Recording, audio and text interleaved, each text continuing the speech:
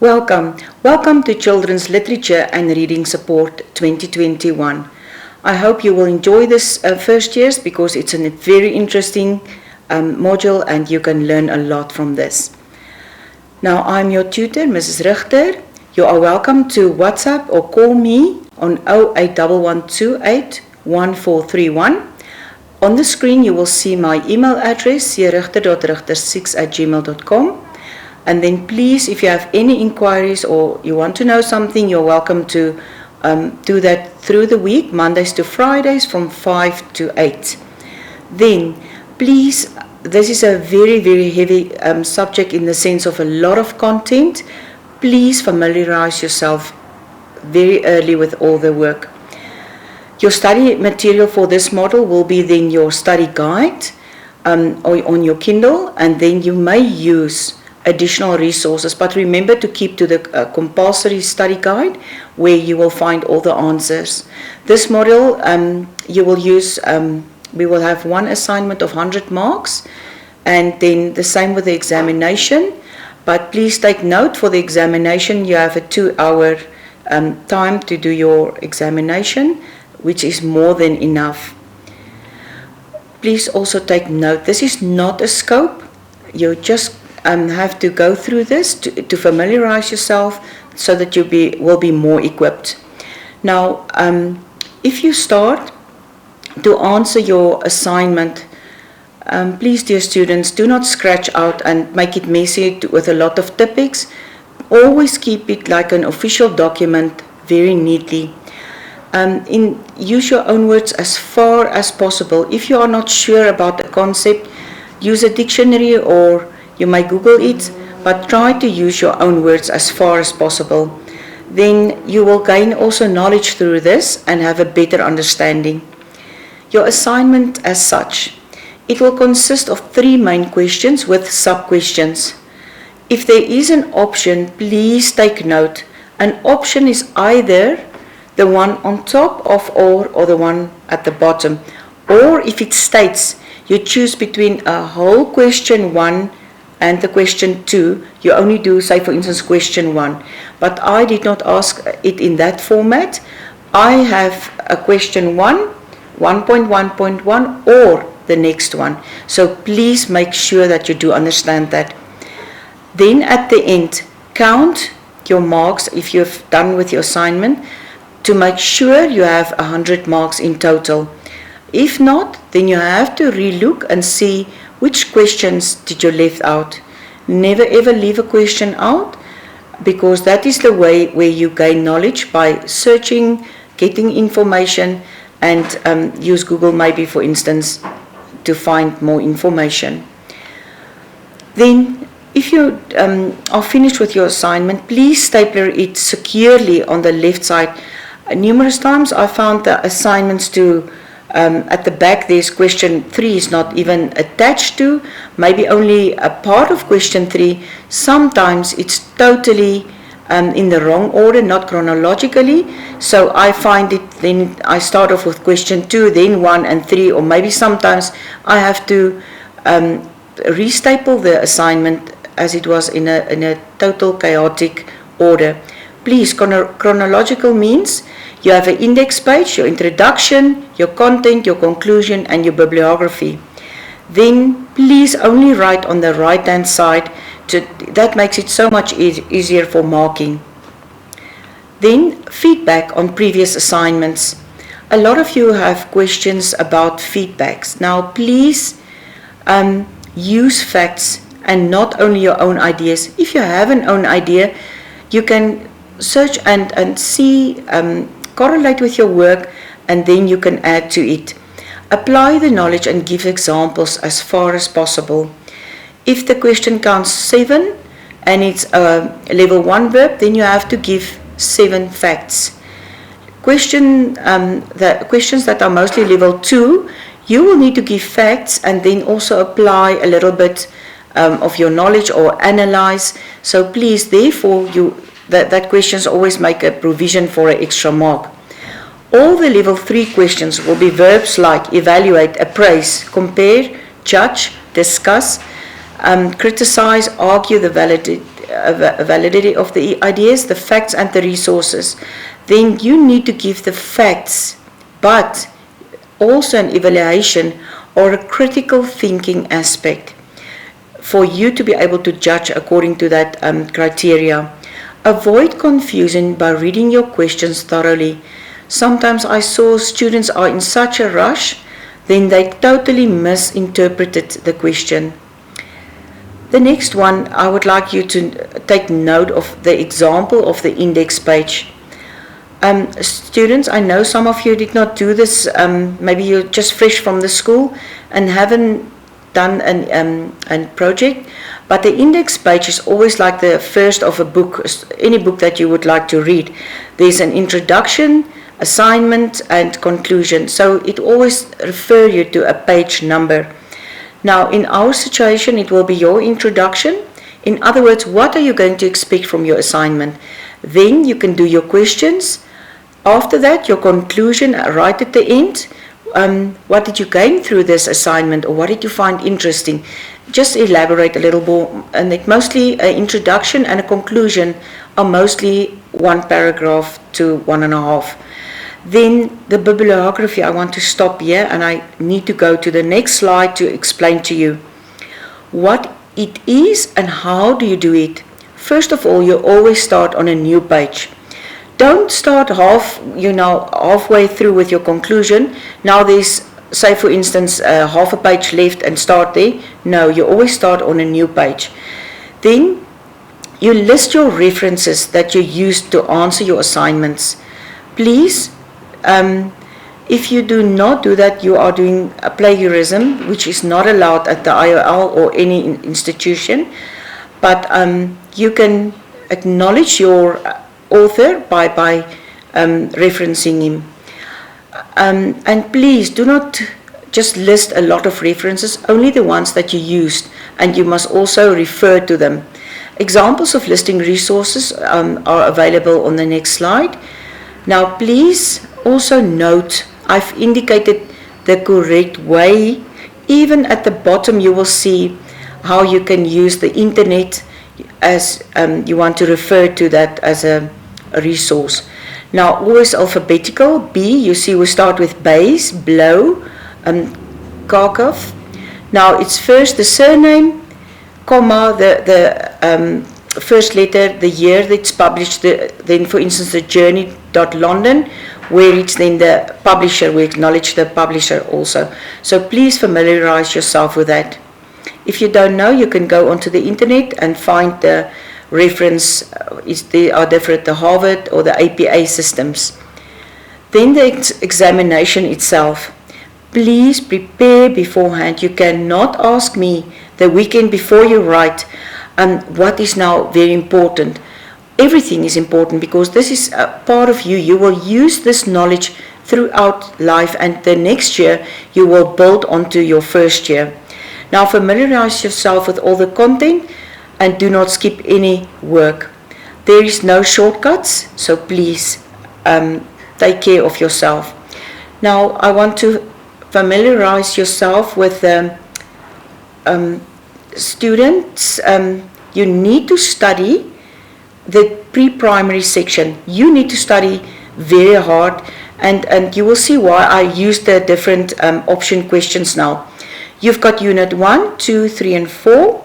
I'm not going to read through your units. You know you've got that 4 units, and please do not skip a unit as I cover all of them. The same with the DJPE.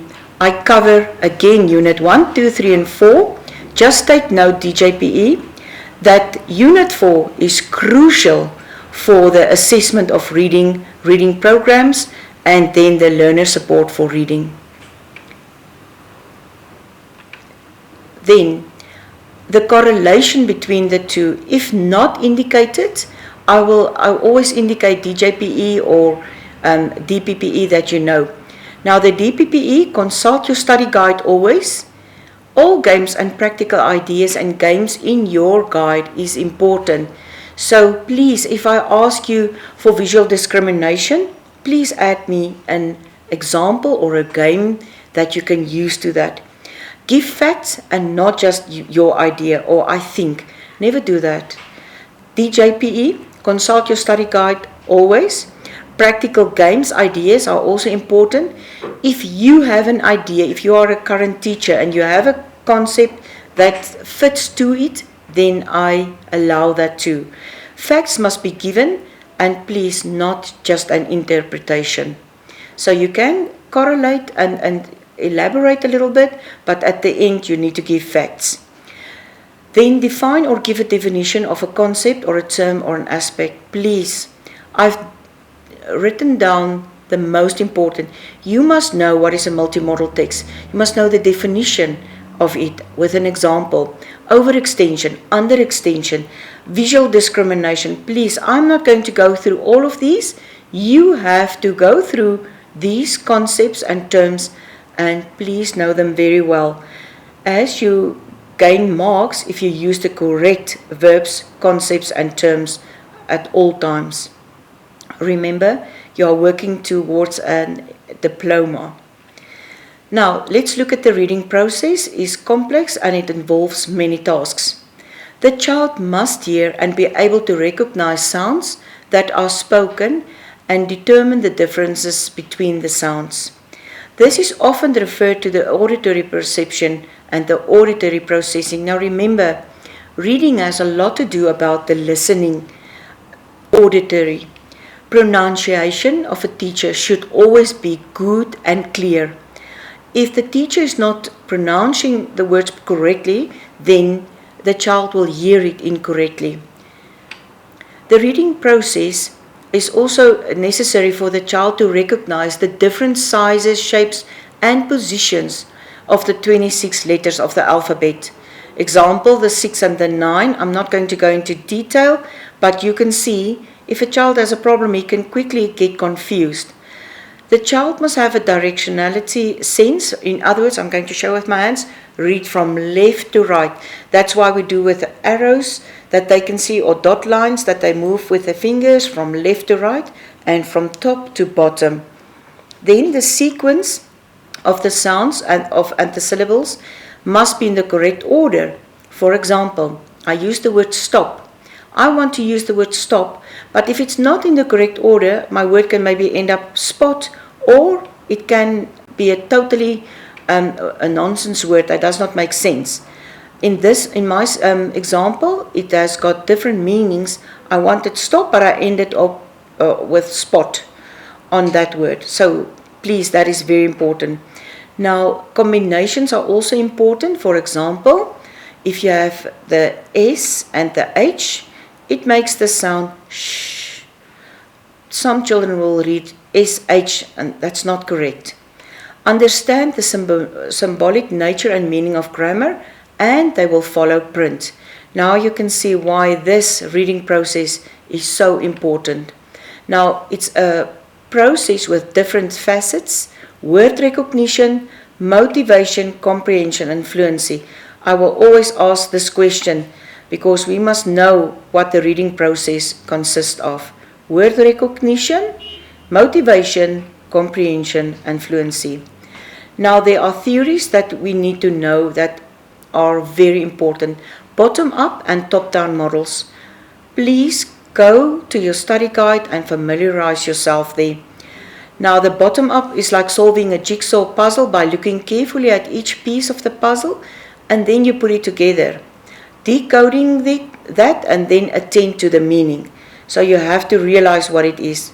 The two bottom-up theories are 1 second of reading by Go and a theory of automatic information processing by LaBerge and Samuels. You don't need to know the names, but please know the difference there. I've made a short summary there that you can have that. I'm not going to read it through, as I know you all have the content, but I just familiarize you with the two differences. And please, you will never understand it if you don't read it through thoroughly and make it your own. Then, units 1 to 4, very important. As I've said, I've covered the assignments as well as the examinations with all 4 units. Do not leave any unit out. The following topics are dotted down to guide you on what questions can be asked. Now please remember, always answer all the questions in your study guide. There's a little, after each section, a part where they say please answer this. Do that so that you can familiarize yourself with the content. Page through your study guide and prepare yourself well. And answer questions, even if they are on different levels. If you don't know, you are allowed to do study groups, but please do your own work. Familiarize yourself by doing the learning tasks also, and always read the feedback. Make use of previous contact sessions. You can go onto the IOL on YouTube and find the IOL contact sessions, and you can familiarize yourself there with all the work. Now, Unit 1, please note the reading process and what it entails. I've given you the page numbers that you can familiarize yourself there also. The pre-primary is always in the first page, and the DJPE, please take note. The second page referring to will always be your part. The pre-primary diploma is page 11 and 12. The DJP is very early, as you have a very thick booklet study guide to go through, page 2 to 4. Then the theories and the models of the reading process you will find on page 14 and 12. Please note factors that have an influence on learning to read. I can ask you at any time, mention 2 or 3 factors. Please make sure you know what this is about. Page 16 and 24. Ways to create a reading culture. Page 19 and 30. Unit 1 continues. Decoding. I've indicated there at the back, please note, the DJPE one. Explain the underlying element in reading comprehension. That is in your study guide, but not in the pre-primary, so you will definitely get a question according to what I've indicated here. For the pre-primary group, choose a story and discuss how you will apply it to the following skills for a pre-primary learner. To master reading, certain visual concepts and perception skills are needed. That will be for both groups, as I did not indicate anything at the back.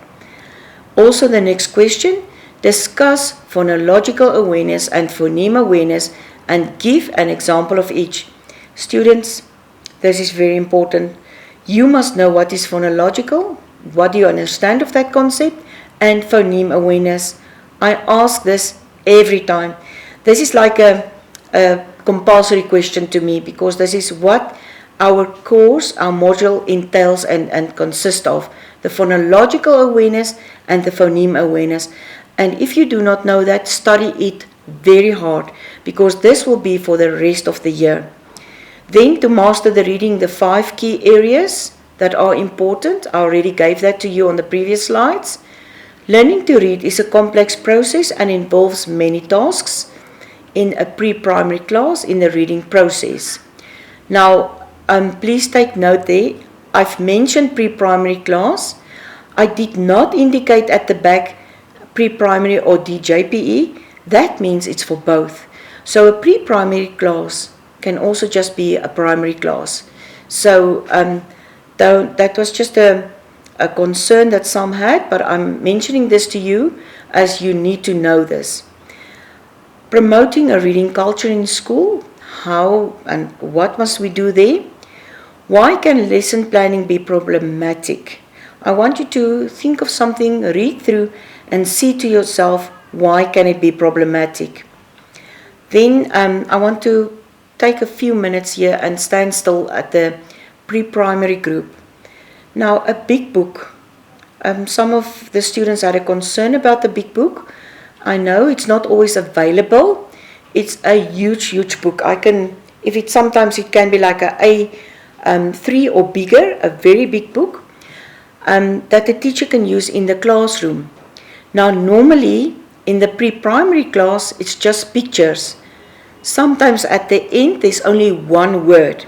Now, a teacher can use this to show that one word, that the child can get familiarized with the different letters. Together, it's a word. Let's take a word like bus. he sees, you can count with the child, 1, 2, 3, and you can tell him its letters and that we are going to read. It starts with a B, just that they can hear the sound. Then it has a space before and after the word. Show them what a letter is. Show them the alphabet, that they can just see that. Show a picture, for instance, the bus with a word. Show them that we read from left to right. And you can say B, A, S, bus. They can read that with you. The first word and the last word on a page. Maybe you have a book with 3 words. You can show them the first one, the middle, and even the last one. Then let them turn the page from the top, from right to left, and they learn it's a new page. Show them how to turn pages. With this, it's already 10 marks if you can explain to me what and how to use a big book. The pre-primary, you can discuss also the sequence skills as part of a good foundation. Please, DJP, note that you can use this also in future.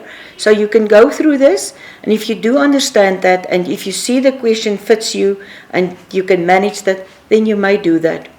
Now, words in sentences have to be read in a certain order, always from left to right, to make sense, first of all, and then also you can say of what is written. So very important. Texts have to be read from the top to the bottom. I've mentioned that already. The sequence left to right, top to bottom, that is a sequence. Now remember, a sequence skill is very important. Now, some students ask me why. If you need to tell a person a story, you will never start with the middle of the story. You will start from the beginning. For instance, a simple story, I'm going to walk with my dog. I'm going to walk with my dog. I went outside my, say for instance, my premises, and another dog was rushing towards us. I quickly ran back into my yard and closed the gate. Now, where did I start? With I want to go and walk with my dog. I did not start with the other dog chased us. Now, words also need to run in a certain order and a sequence, and then that will convey a clear message. Now, please, pre-primary, determine how to determine the learner behavior in order to read. Children show the teacher where the sentence on the page ends. They will have to understand the symbolic nature and the meaning of grammar. In other words, punctuation. You can tell them this is a big letter. This is teacher in the row, and it's always in front. But if it's a name, it's another one. A teacher, you can just make up your own story, how to introduce it to the child. Then practice more of these. An example of how to study by formulating questions, semiotic systems. Now, please, I also ask this every time.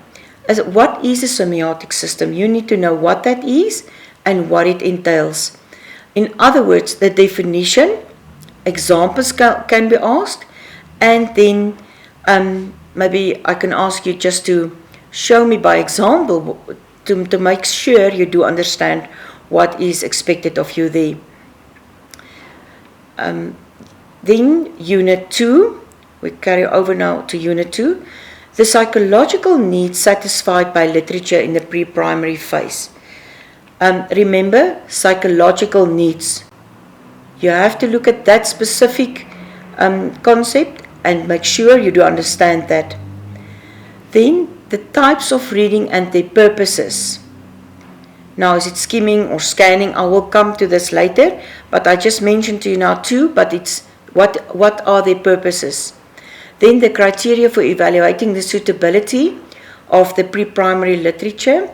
Please, you have to know how to evaluate the book. If I pick up a book and I evaluate it, I must know what to look for, especially for small children. I'm definitely not going to give small print books to small children. I'm going to look at books with more colorful, nice pictures, and maybe with 1 or 2 words, just for an idea. Now, criteria for and analyzing discussion of a given pre-primary literature. I can ask you to discuss a given literature book or to analyze it. You must be able to know how to do that. Again, look at the page reference I made. Unit 2, intrinsic motivation. Please, you have to know intrinsic. I'm just going to show it now with my body. It's inside, things that are going to motivate me from the inside. Please, not extrinsic. A lot of students say, I will buy the child a packet of chips, of sweeties. It's a no-go. Intrinsic, inside. When you say to the child, I see you can do this, but you can go a level higher, the child will then, by his inner motivation, say, I can do that. That is intrinsic motivation. Identify criteria to evaluate the suitability of pre-primary literature. And then I would like you to concentrate on the psychological needs literature can satisfy. The types of reading and their purposes, as I've already mentioned, you see it's very important. And then the identifying of criteria for evaluating the suitability of literature. The role of literature in developing a child's moral values. For instance, I will have a book ready where children solve problems instead of fighting about something. So see if you can find books like that. Then the importance of children's literature in developing their senses of gender identity and gender roles. So for instance, girls can become doctors nowadays. So maybe you will have 1 week a book about boys that are, say for instance, in a medical profession, specialists. But you can have the next week, instead of you had now boys previously, now you can go and have girls and say, they are also in the medical or corporate profession. Some of them can be ministers. So make use of that also to make sure that you use both genders in your presentations or lessons. Then types of reading. We get the JPE. Please take note, what are your types of reading? I've mentioned that now 2 times in previous slides. Reading aloud, adult model that reads fluently, children that develop a sense of a story. In other words, you start to tell them a story and they realize, okay, this is a story. But when you read, sometimes children quickly switch off or they get bored. But find an innovative way to keep them hooked up with the story. Then enriched vocabulary. And then you can encourage prediction. If you see the kids are a bit asleep, you say, okay, what do you think will happen now? Now with pre-primary, we have extensive reading, intensive reading, and skimming and scanning. So please familiarize yourself with that also. You as the student teacher must know what you can do. Extensive reading, I will not go into detail of each, but I will just touch on it. But you can always come back and refer to this. It is an approach to language reading. Learners read very easy and enjoyable books. They build their reading on speed and fluency, and then learners read to read. You must now take care here. They read to really read. They don't just go with their eyes, they can tell you what they read. Then the benefits of extensive reading, I can ask that also, is to build vocabulary, understand grammar, and help build the reading speed. Now skimming, what is skimming? It is pre-reading. Skimming is more thorough than simple previewing and can give a more accurate picture of text that can be read at a later stage. Reviewing, skimming is useful for this. Reading, skimming is most often used for quickly reading material. So if you want to quickly just get some information, you will skim it. Okay, it does not need detailed attention. Scanning, what is scanning? The steps in scanning. Keep in mind what you are looking for. Is it facts, a date, or a certain concept? Anticipate in what form the information is likely to appear. In other words, numbers, nouns, proper nouns. Excuse me, my eye's not good. Then analyze the content before starting to scan. Please, you must know what you are looking for here. You must be willing to skip over large sections of text as you are not going to read all of them. That is scanning. Now let's look at the next concept, mastery motivation. Learners need goals from want to perform well to earn a good mark, to wanting to master and become experts in some new reading strategies. Now that is like they need motivation, they need to see what they can do and to master that. The quest for deep understanding or conquering reading skills is mastery motivation.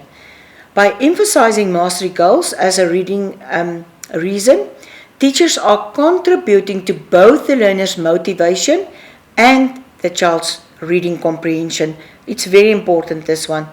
Psychological force stimulating a learner to attempt in a way to focus and solve this problem, which was seen previously as a challenge. Now, I would like to step up to the next one, and that is a conflict in a story. You get two different conflicts, external and internal. Please familiarize yourself. External is a struggle with a force outside oneself. Internal is like the internal motivation also. It's a struggle with oneself, within yourself, overcoming pain. There are different examples. Now, this usually shows the character development or the character growth. Now, please, I want to stop here and say, if I ask you the elements of a story's elements is the characters, the conflict, the plot, the time it's taking place. Please don't tell me the elements of a story. I get very vague and funny answers there. You have to familiarize yourself with this. Okay, then the characters ties then in this conflict. It is essential to have then the plot. Therefore, we have to have a conflict. Now, Unit 3. Please take note. Unit 3, we have preparatory activities on reading readiness. Very important in both groups. Page 44 for the pre-primary, 83 for the DJPE. This is a practical aspect. Make sure you have that. So if I ask you to give me an example, you must be able to give me a practical example, and yes, from your study guide. Some of the students that are already teachers, they gave me good examples, but remember they are in the profession. So I'm just mentioning this. If you are sure about your example, you may give and jot it down. Okay, the next one is the uses of multi-modal text in reading skill promotion. Why do we use multi-modal text? And what is it? And how does it promote my reading skill? For instance, I can have a small slideshow. I can incorporate that with maybe some sound effect that I want. Maybe I want to teach the children Sammy Snake, and with that I need the sound s, and maybe a jumping snake the whole time. That is what multi-modal means, to incorporate more than just the paper-based. I can even have a person that can do dramatization come to class and present a good dramatization lesson of a snake, or a person dressed up as a funny snake and make those sounds. Now, reading skills to be applied when reading to pre-primary learners. Please, you must know what skills you need to apply. Reading games to make fun. Students, I've noted that none of you really look at these games and skills that you can use. Please, make a list for yourself. You write skills and make a list for yourself where you can have games and refer to the pages, or even better, design that. Take it and bring it into a practical aspect. One day you can use it in your class if you are going to be a teacher. Then strategies to promote retention of what was read and to improve reading. In other words, how can I help my child to remember what and how to read? And then how can we improve that? So that is very important, page 58 and 130. Then creating a reading corner. Creating a reading corner. Students, take note. That means I am in my class, in a building. I cannot use the school's library. I start from scratch. Scratch means you ask. You ask the learners, please bring old magazines, comics or storybooks from home. You can go to any street market or flea market, or sometimes there are people that's having those second hand bookshops or sales. Go to them and buy those books for your children, but check that they are on your child's level. With this, you need to know how to, remember on our previous slide again, the criteria, how to get and see what must I get from the book for my child. Then you can ask the children, or even the school, donation of old cushions or poofs or something to create your nice reading corner. Then you can even have CD player there with soft music.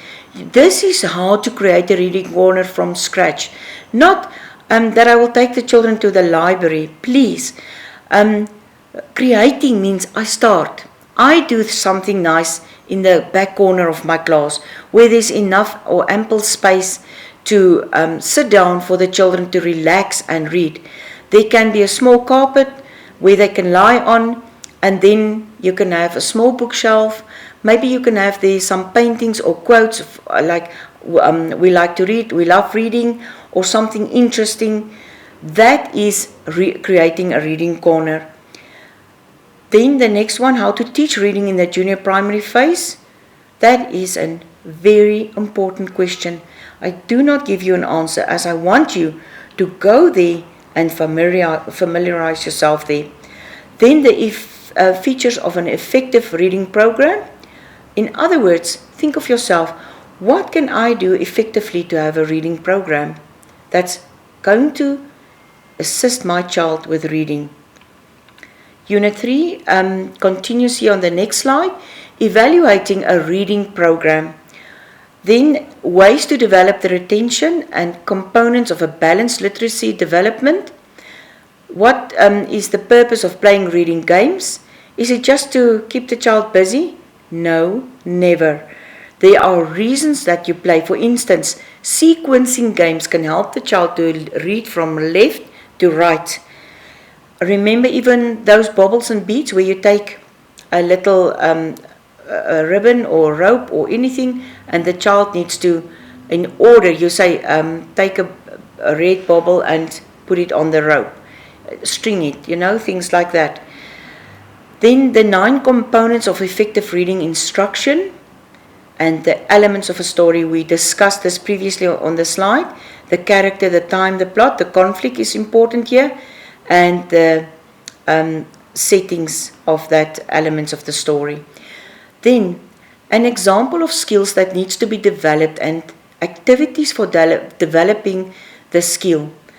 Pre-primary, please take note here. This is actually for you, but DJPE, if you do understand this, and you can even familiarize yourself with the content, it's fine with me. Now the eye muscle development. Eye muscle needs to be trained to focus far and near from left to right, as children must copy from a writing board. Now I want to give you an example. You can take a normal ruler and put a red dot on it. Then you as teacher can stand like this in front of the class and swing it from left to right, up, down, left to right. You can make circles like that. I show you this that you know this is part of eye muscle development, but now go think of more and find more. Then matching. Train the eyes to look carefully for similarities and differences. It's mostly in the You magazine, or sometimes you have seen, I know some of you love this, when you have to find, maybe it's two exactly the same pictures, but here, this little clown, for instance, has got a nice bow here, and the other one is gone, so that is what you need to match. Or maybe a funny hat, or the flower is not there, so then we circle, that is the missing part. That is what you can do. Then there are much more skills. I only mentioned 2, so you have to go and familiarize yourself again. An effective reading and writing program needs to be balanced. What does that mean? This means you will include the teaching of phonemes, phonics, sight words, vocabulary, pre-reading strategies, comprehension, pre-writing activities on the level of a pre-primary learner or a primary learner. That means for the whole junior primary. You cannot start there high. They will never understand that. Now, teacher will read to the learner, always read aloud, that they can listen, and with children, they can do shared reading. You can say, I will read this sentence now, and you read that. For instance, the boy is happy, then they can do pair reading, shared reading, group reading, it doesn't matter, but let them read that and listen to them if they pronounce it correctly. Then, literacy-rich classrooms expand language and vocabulary through discussions of books, by reading and picture connections. For instance, if you explain something to a child and it's already up on the walls in the classroom, he or she will refer to that. That is what I meant here. Now, when planning a lesson, please take care. Both the junior, the DJPE and the pre-primary group, take care that the objective of the lesson does not specify what the learner will actually do, and that can be observed. The lesson assessment is not disconnected from the behavior indicated in the objective. In other words, it must be connected, it must not be far apart. The materials specified in the lesson are important and actually describes the learning activities. I mean, if you give for instance, someone work to do, and you explain to them, they will know what to do. But if I did not explain, and my worksheet does not correlate, then they won't understand that. So please, it must all be complementing each other. The teaching must be efficient and on the level of the child. Why? Otherwise, intended learning won't take place. The learner activity described in the lesson plan needs to contribute in a direct and effective way to your lesson objective. So what you want to do must be in your objective. Your objective must state, this is what I want my children to understand. Now, when reading to primary children, skills and strategies are very, very important. For example, reading aloud focusing on rhyme, rhythm, and repetitions. Now, for example, if I read to the child the bad fat cat, now bad fat cat, they actually rhyme with each other. If I later say bad fat hen, they will say, but hen doesn't fit. You hear that sound? Now, with rhythm and repetitions, they can discover that. Warm and supportive class atmosphere is very important. Then, allow your learners to carry out steps in class or in recipes. They can even have certain recipes, easy childlike recipes. Build in time for listeners to respond, and then encourage predictions. It's very important, like we had in the beginning. You're starting with a story, and you ask, John, what do you think will happen next? And then, Virendruka, you can continue. You can ask children like that. Introduce a book to the group, and then preview the book before you are going to read it to the group. Never just start it there in front of them.